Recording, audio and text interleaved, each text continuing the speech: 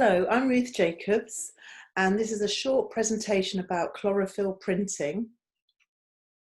It's part of our alternative photography summer school that we're doing this summer 2020, and it's one of our featured processes from July.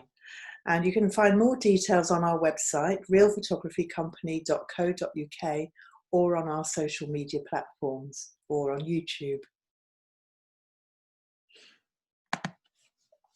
So chlorophyll printing is an amazing process. It uses the action of ultraviolet rays in sunlight on chlorophyll, which is the light-sensitive chemical in plants which makes photosynthesis happen. And basically we're going to pick some leaves and they're going to be bleached in the sun with ultraviolet light, and we're going to block out certain areas which is going to create a print because those areas are going to stay the original colour of the leaf. The first thing to do is to collect some leaves. Large undamaged leaves are the best, and some leaves I've tried include sycamore, cherry, rhubarb, magnolia and cucumber leaves from my allotment and my garden, as well as the leaves below which came from the allotment. So currant leaves, red currant and black currant, fig leaves which are really large, leathery, shiny leaves, and hazel and red filbert. And red filbert is a variety of hazel really that's got a lovely dark red colour that I thought would be worth experimenting with. But you can use any leaves from plants and shrubs that are growing near you. And that's the beauty of this process. You don't need any special equipment or materials, and you can experiment with any plants that you like the look of. And then I collected some small leaves, flowers and grasses to make the prints on the bigger leaves. But you could try using feathers, lace and other materials of your choice, or try your negatives, or create images on acetate using opaque paint or your printer.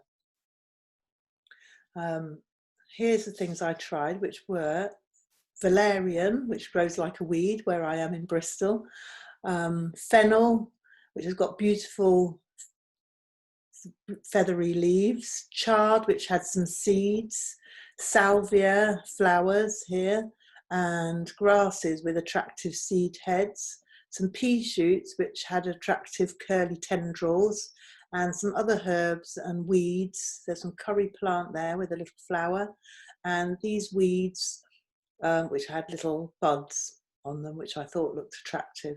So weeds work well for this process. You don't need any special plants, whatever's growing around you that you want to have a try with. You'll need some glass, perspex or a clip frame is handy, and make sure the glass is clean. And then you can arrange the smaller leaves, flowers or other items that you've chosen on top of the larger leaves to make a pattern or arrangement that you want to use, and do this bit with care because you won't be able to change it afterwards. So here's my rhubarb leaf, and on here I've got some curry plant and a pea shoot and some flat leaf parsley. And here's the fig leaf with some seed heads from some grasses, a salvia plant and some other flowers here, and a couple of magnolia leaves. This is jasmine, and I think that's a pea shoot, it's hard to tell.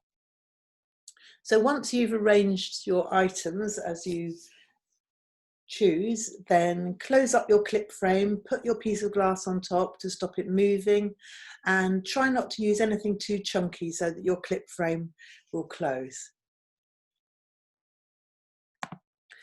And then you expose in the sun. So you will need some sun, and so depending on the levels of sunlight, your image may take a day, several days, or maybe longer to imprint on your leaves. So you have to be aware that the UV levels are strongest around midday and at midsummer, and the day length at midsummer is going to give you many hours of sunlight, while if you try to do this process in the winter, your time is going to be restricted because the day length is much shorter and you don't get so much UV light.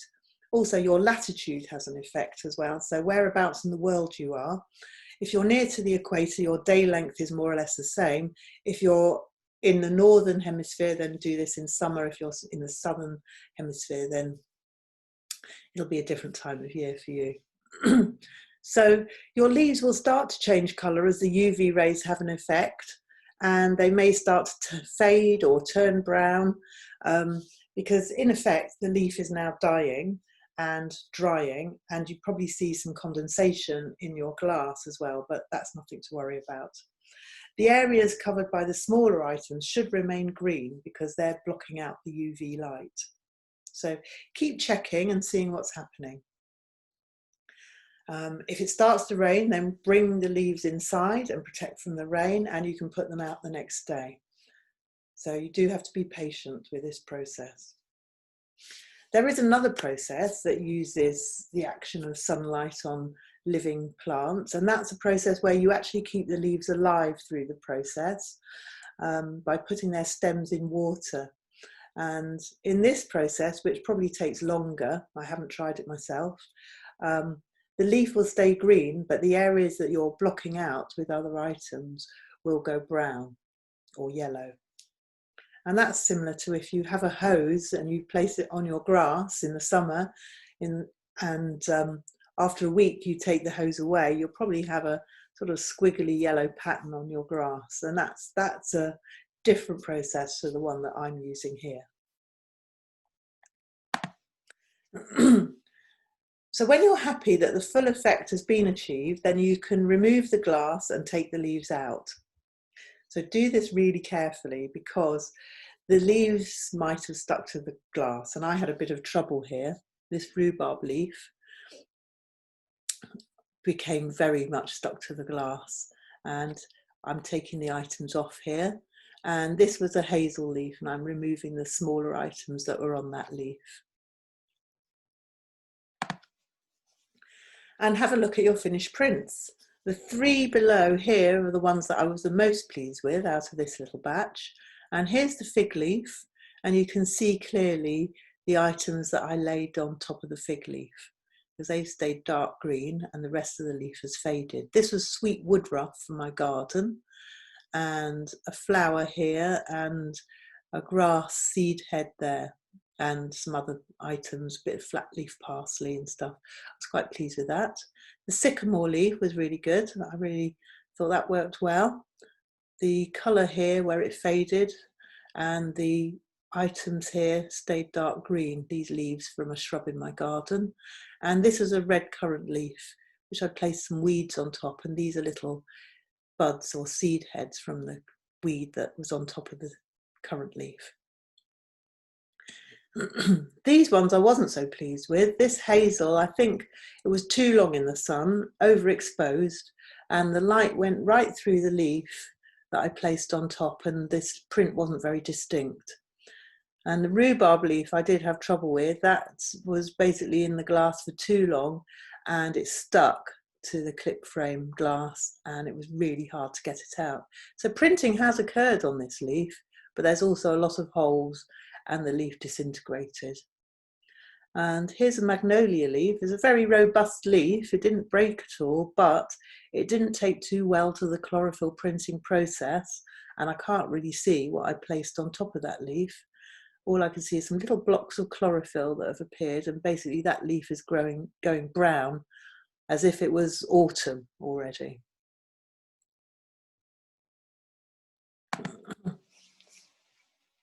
So here are some artists that you could have a look at and hopefully get some ideas and inspiration from. Almudena Romero, who I always think of as the queen of chlorophyll printing. She's got a great video tutorial on her website, so have a look at her work.